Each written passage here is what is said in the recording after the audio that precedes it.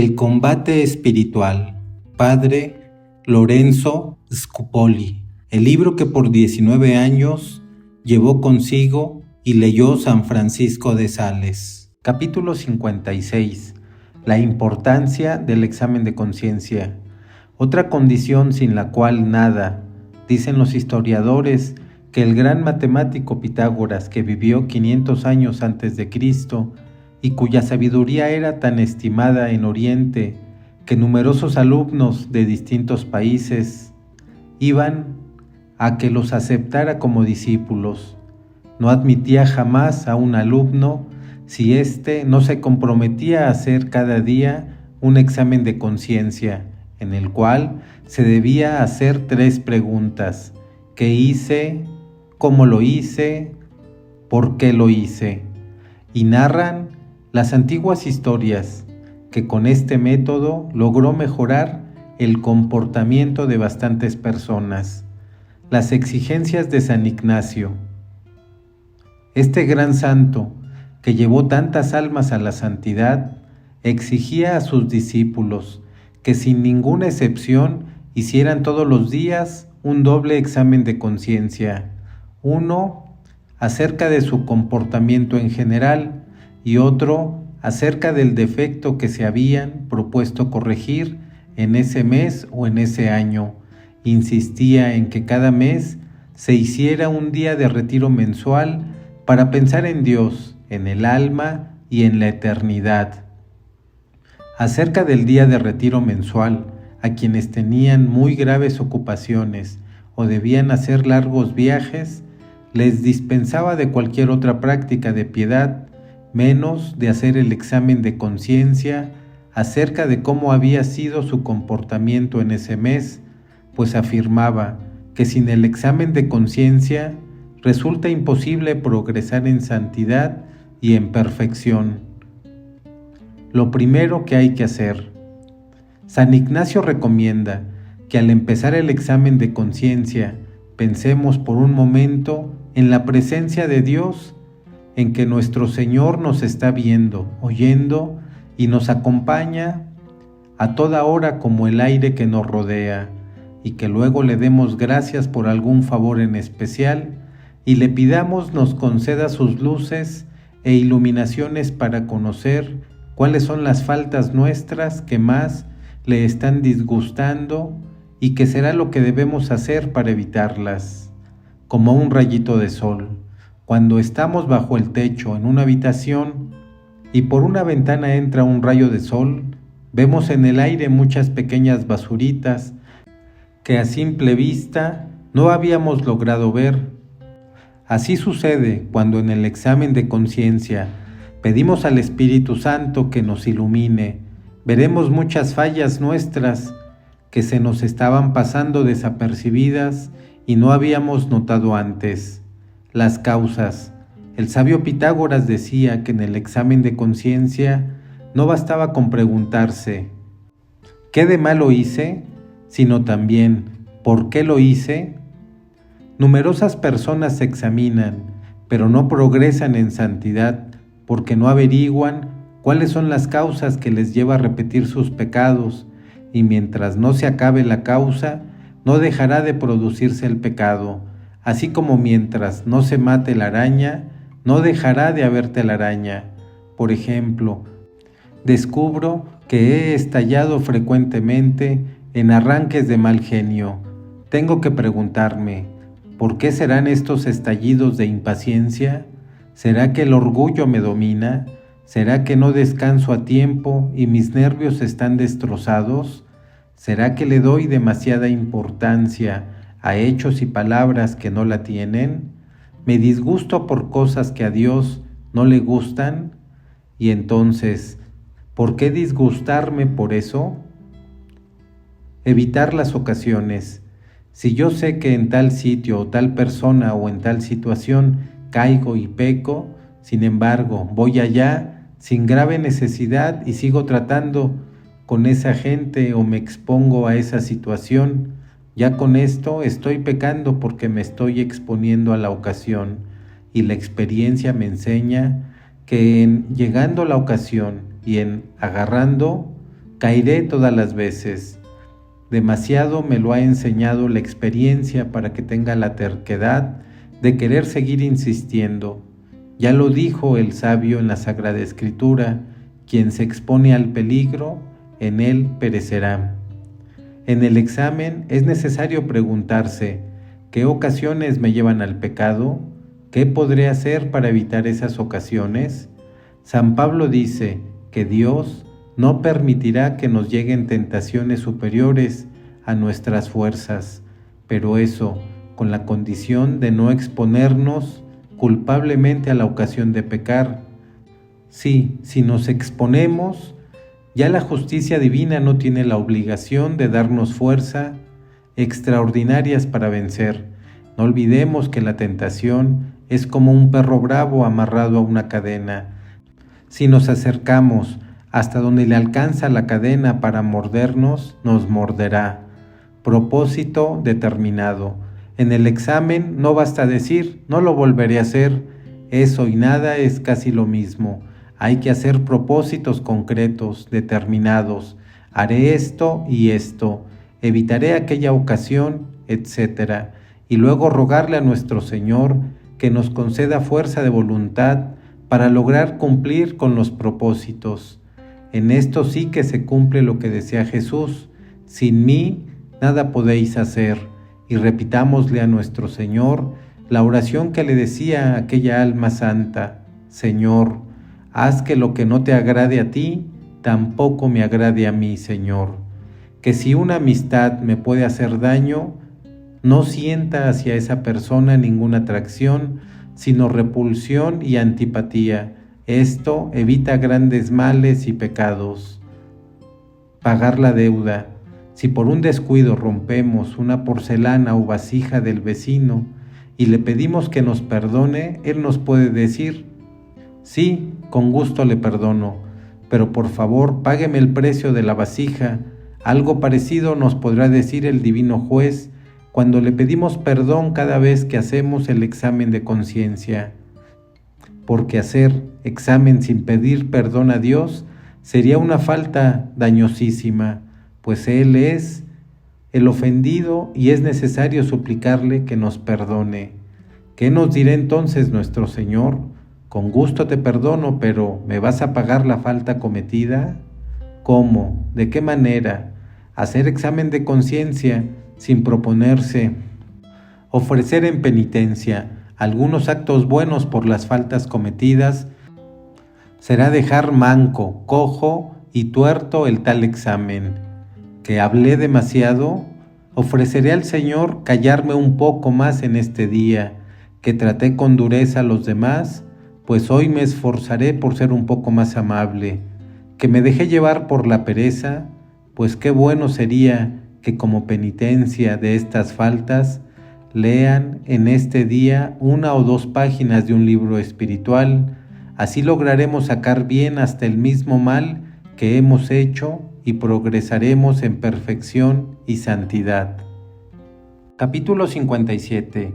Cómo en este combate espiritual debemos perseverar hasta la muerte. Lo que más hay que pedir de todos los favores de Dios, quizás el que más debemos pedirle es el de perseverar en el bien hasta la muerte. A conseguir la virtud de la perseverancia, debemos dedicarnos con gran esmero durante toda la vida, y para obtener la gracia de preservar hasta el fin, es necesario mortificar y dominar siempre las pasiones, porque éstas nunca mueren mientras vivamos nosotros, y crecen siempre en nuestro corazón como las malezas en un campo fértil cuando no se está atento a extirparlas o podarlas. Un error muy dañoso. Sería una verdadera locura y una dañosa imprudencia pensar que llegará un tiempo en nuestra vida en el que nos sintamos el asalto de los enemigos de nuestra santidad, pues esta guerra no se acaba sino cuando termina la vida terrena, y la persona que no está preparada para combatir a sus pasiones y a sus tendencias hacia el mal, cuando menos piense, perderá batallas espirituales y hasta la paz de su alma. En la lucha para obtener la santidad, tenemos que combatir con enemigos espirituales irreconciliables, de los cuales no podemos esperar jamás paz ni tregua, porque su oficio es atacar sin cesar y además los espíritus infernales nos odian a muerte. En ese asunto nunca es mayor el peligro de ser derrotados que cuando nos imaginamos que nos vamos a ser atacados. Pero no hay que desanimarse, aunque los enemigos de la santificación y de la perfección son muchos, formidables, nos atacan en todas partes y siempre, sin embargo, no debemos desanimarnos a causa de su número y de su fuerza, porque en esta batalla solamente quedan definitivamente vencidos quienes no emplean esas dos formidables armas que son la oración y la mortificación, y quienes no evitan las ocasiones de pecar, o se llenan de orgullo, autosuficiencia y demasiada confianza en sí mismos, o les falta la suficiente confianza en el poder y en la bondad de Dios. Tenemos un buen jefe. Los que luchamos por conseguir la perfección cristiana podemos andar confiados porque tenemos un jefe que no es derrotado jamás. Es Jesucristo, el Rey de Reyes y Señor de Señores, a quien el Padre Celestial le ha concedido que salga victorioso con todos sus enemigos, según lo afirma el libro del Apocalipsis. Él es el más poderoso que todos los que hacen guerra a nuestra alma y tiene poder y bondad para darnos mucho más de lo que nos atrevemos a pedir o a desear. Cristo Señor nos dará muchas victorias con tal de que no pongamos la confianza en las propias fuerzas, sino en su gran misericordia. Y si demora en ayudarnos, puede ser que nuestro Señor tarde bastante en socorrernos y parezca que nos va a dejar a merced de los peligros que nos rodean. No nos desanimemos por eso, pues Él nunca deja de responder a quienes imploran su protección y dispondrá las cosas de tal suerte que lo que parece que es para mal resulte para nuestro bien. Pero no descuidar ningún enemigo. Es importante que no dejemos de luchar contra ninguno de los enemigos de la santificación y que no dejemos de combatir ninguna de las pasiones o vicios o malas inclinaciones, porque una sola de ellas que dejemos de combatir puede hacernos daño como una chispa en un depósito de combustible o una flecha envenenada que se clave en el corazón. Capítulo 58. El último combate, el que nos espera a la hora de la muerte. El patriarca Job decía que esta vida es un continuo combatir como un servicio militar en tiempo de guerra, y quizás las más duras batallas sean las que se presenten hacia el final de la vida, los últimos combates, y estos son definitivos porque de ellos puede depender nuestra suerte eterna. El libro del Eclesiástico enseña: el Señor, el día de la muerte, pagará a cada cual según haya sido su proceder, y al final de la vida de cada uno se descubre cómo fueron en verdad sus obras. Solo al terminar de una existencia se viene a conocer lo que en realidad vale una persona. Cómo se vive, se muere. San Agustín repetía: qualis vita, mors et ita, que significa: como haya sido la vida, así será la muerte. Por eso desde ahora que estamos en salud, con vigor, fuerzas y lucidez mental, debemos ejercitarnos en combatir contra las pasiones, tentaciones y tendencias hacia el mal, pues cuando ya las fuerzas nos faltan y la mente esté ofuscada y debilitada, será mucho más difícil el poder combatir bien. Solamente si ahora nos acostumbramos a salir victoriosos contra los enemigos de nuestra salvación, adquiriremos la costumbre de triunfar contra ellos y a la hora final lograremos derrotarlos. Un recuerdo saludable. El libro santo aconseja: pensemos en lo que nos espera al final de la vida y así evitaremos muchos pecados, y añade: prepara tu alma para la prueba y así tendrás victorias al final de tu existencia. Es muy provechoso pensar de vez en cuando en nuestra propia muerte, porque entonces, cuando ella llegue, nos causará menos espanto y nuestro espíritu estará muy preparado para enfrentar las últimas batallas. un peligro. Quien tiene demasiado apego a los bienes de este mundo no quiere pensar en la muerte que le puede sobrevenir, ni en el paso que tendrá que dar hacia la eternidad, y así sus efectos desordenados, en vez de disminuir, crecen sin cesar y van en aumento, esclavizándoles cada vez más. No era así lo que le sucedía a San Pablo, el cual exclamaba: ¿Quién me separará del amor de Cristo? Ni siquiera la muerte. Para mí la muerte es una ganancia. Estaba tan independizado de lo que es terrenal y material, que la muerte no le asustaba, sino que su recuerdo lo consolaba al pensar que al llegar ella recibiría el gran premio prometido para los que sirven y aman a Cristo en este mundo. Hay que saber ensayar. Un moribundo decía con humor a los que se admiraban de su nerviosismo: perdonen mi falta de calma, pero es que esta es la primera vez que tengo que morirme, y seguramente que era la única y la última. Recordemos que el morir será algo que no haremos sino una sola vez, y que si lo hacemos mal, ya no lograremos recuperar este error nunca jamás. Por eso conviene irnos preparando bien desde ahora mismo. En el capítulo siguiente vamos a explicar las 4 últimas batallas que se nos pueden presentar en los momentos finales de nuestra existencia y cómo lograr salir vencedores. Cada cual tiene que morir una sola vez, y después de la muerte viene el juicio. Capítulo 59. Las 4 tentaciones de la hora de la muerte.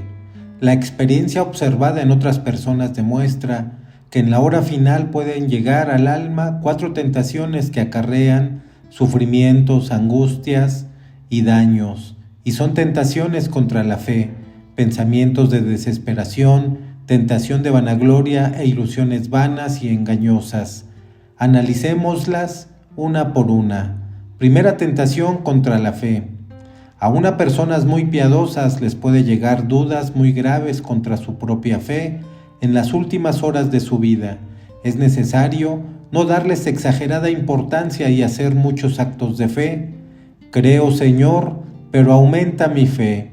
Creo, Señor, ayuda mi incredulidad. Si siguen llegando estas dudas traídas por los enemigos de nuestra alma, no hay que afanarse, pues el Señor sabe que en lo interior no aceptamos semejantes tentaciones. Un alma muy santa decía en sus momentos finales: nunca en mi vida tuve tantas tentaciones contra la fe como en estos últimos días de mi enfermedad, pero también jamás en mi vida había hecho tantos actos de fe como los que he hecho en estos últimos meses. Total, salió ganando, porque aunque las dudas que le llegaron fueron frecuentes y graves, en cambio, los repetidos actos de fe que hizo le consiguieron enormes bendiciones de Dios. Cuando lleguen estas dudas atormentadoras, ofrezcamos a nuestro Señor el sufrimiento que ellas nos proporcionan y pidámosle que nos conceda la fortaleza para resistirlas, y encomendémosle a aquellas personas que estén sufriendo este mismo tormento de las tentaciones contra la fe. Digámosle: Señor, creo por los que no creen, aumentanos a todos la fe. Amén. Segunda tentación de desesperación. Consiste en un exagerado temor y un verdadero terror al recordar las culpas tan numerosas y graves que hemos cometido durante toda nuestra vida. En este caso conviene recordar aquellas palabras tan consoladoras de Jesús: al que viene a mí, yo no lo echaré fuera. Vamos a Él con nuestra oración y nuestro arrepentimiento, y Jesús cumplirá su sagrada palabra y no nos echará fuera, porque antes pasará el cielo y la tierra a que deje de cumplirse ni siquiera una sola palabra de la Sagrada Escritura. Si la tentación de desesperación sigue, recordemos lo que dice el hermoso Salmo 103. Como está lejos el oriente del occidente, así el Señor aleja de nosotros nuestros pecados. Él perdona todas tus culpas. El Señor es compasivo y misericordioso.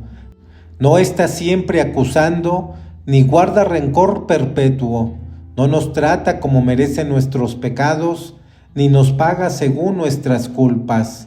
Tengamos alguna frase de la Sagrada Escritura grabadas en nuestra mente para recordarlas cuando nos ataquen las tentaciones de desesperación, especialmente en las horas finales de nuestra vida. Por ejemplo, Dios envió a su Hijo al mundo, no para condenar, sino para que el mundo se salve por medio de él. Yo no vine a buscar justos, sino pecadores, decía Jesús. Recordemos la frase tan famosa que él le dijo a la pecadora arrepentida. Se le perdona mucho porque demuestra mucho amor, y digámosle repetidas veces: Jesús, te amo. Recordemos aquella bella noticia que nos dijo el profeta Miqueas: Dios echará al fondo del mar nuestros pecados para no volverlos a ver, y digámosle muchas veces: Señor, confío en tu misericordia. Padre, he pecado contra el cielo y contra ti. Misericordia, Señor, que soy un pecador. Y no olvidemos la noticia que nos narró Jesús, que el publicano que repitió esta última oración fue perdonado por el Señor y recobró su santa amistad. Como el publicano del Evangelio, si pedimos perdón a Dios, seremos perdonados por Dios. Tercera, la tentación de la vanagloria. Se llama vanagloria el enorgullecerse por lo que no se es, o por cosas que no merecen enorgullecerse. Si nos vienen pensamientos de orgullo al recordar el poco bien que hemos logrado hacer, recordemos la frase de San Pablo: ¿qué tienes tú que no lo hayas recibido? Y si lo has recibido, ¿de qué te enorgulleces? No vayamos a creer que los éxitos y triunfos que la bondad y generosidad del Señor nos permitió conseguir un premio a nuestros méritos. Todo es un regalo gratuito del buen Dios. Cuando nos venga un pensamiento de orgullo por triunfos conseguidos, pensemos en faltas y debilidades cometidas en el pasado. Esto lo aconsejan los maestros de espíritu. Y recordemos que todos nuestros esfuerzos y cualidades habrían sido inútiles sin la bendición y sin la ayuda de Dios. El libro de los Proverbios afirma: lo que nos produce éxitos es la bendición de Dios, nuestro afán nos añade nada. Cuarta, la tentación de las ilusiones y falsas apariencias. San Pablo dice que el ejemplo de las almas se disfraza de ángel de luz para engañarnos, y puede hasta presentarnos alucinaciones o sensaciones o imágenes que no corresponden a la realidad, para así tratar de que nos creamos más santos y adelantados en virtud de lo que en realidad somos. No les hagamos caso. El cerebro enfermizo sabe fabricar imágenes que no son verdaderas, unas para asustar y otras para llenar de exagerada alegría. Convenzámonos de que esas imaginaciones y falsas representaciones no convienen darles mayor importancia que la que se da a un sueño que sucede mientras la voluntad no está dirigiendo o gobernando nuestro pensamiento, o sea, ninguna importancia. Final feliz. Vayamos mentalmente hacia nuestra muerte antes de que ella nos llegue. Lo bueno que a la hora de la muerte quisiéramos haber hecho, vayámoslo haciendo desde ahora. Hagamos un inventario diciendo: a la hora de la muerte, ¿qué será lo que desearé tener y a qué desearé haber renunciado? Lo que no resista al juicio de la hora final, tengo que irlo dejando desde ahora. Para tener un final feliz, hay que prepararlo bien. Corta edad. A un sabio muy anciano le preguntaron: ¿cuántos años tiene? Y respondió: 8 o 9 años. ¿Por qué dices eso?, le dijeron, y contestó: es que yo no tengo sino los 8 o 9 últimos años en los que he vivido preparándome para morir. Los demás los he perdido, así como no tengo sino las monedas que ahora poseo. Las demás, las que he gastado, ya no las tengo. Alegre sorpresa. Uno de los más grandes sabios que ha tenido la Iglesia Católica, gran devoto de la Virgen María y de San José, Decía ya moribundo: nunca había pensado que fuera tan suave el morir. Me deseo y deseo a todos los lectores una muerte así, feliz y en paz con Dios. Amén.